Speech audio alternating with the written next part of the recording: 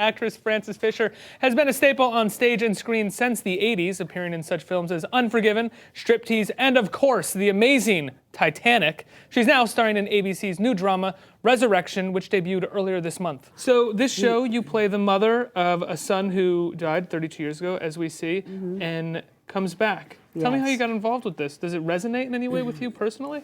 Well, I've never had anyone come back, but I've lost people in my life, my immediate family, a number of immediate family members and friends. And I think we've all felt that we would like to have one more day or at least one more hour with someone we've lost to maybe say things we've never said before or ask questions. So when my agent sent me the script, I read it and I immediately put my own feelings of loss into what was going on in the script. And what's so interesting to me is that this family it's 32 years later. After 32 years of having lost someone, eventually if you stay together, you've learned to cope with that loss. You've learned to cope with that feeling of loss that you probably wake up with every day. Sometimes that splits a family up, but this family has learned to stay together. But now the twist being, how do you cope with that loss not being there anymore? You know, how do you guys play with that? How do you deal with it? Exactly. Well, my character, Lucille, immediately believes that this is her son because not only does the DNA testing show that it's her son, a mother knows these things, the way he sounds, the way he smells, the way he behaves. On the other hand, my husband, Henry, played by Kurtwood Smith, doesn't want to go there because he's already felt the loss of the son. He's coping with it. And to be presented again with this child, the fear of maybe losing him again, who knows? It's too mind-blowing anyway. It's a very heavy philosophical show for primetime network television. Do you worry about that at all in terms of gaining an audience? Oh my goodness, no. First of all, I do things because I like them. There's something in them that resonates for me. The fact that we have had so many viewers tuning in these first 2 weeks has been great because I think people are hungry for something that has substance. Absolutely. There's a lot out there that doesn't really make you feel and make you think, and I think Resurrection does both. And this came from Brad Pitt's Plan B Entertainment, right?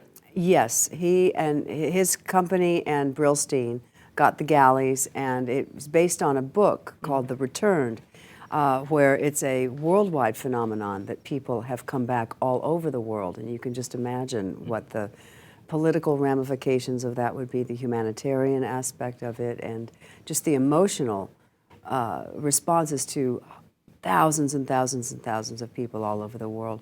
But they decided that it would work better not as a movie, but perhaps as a long-running series. Now you were in, and I just commented in our comment well, that you were in Titanic. You played Kate Winslet's mother.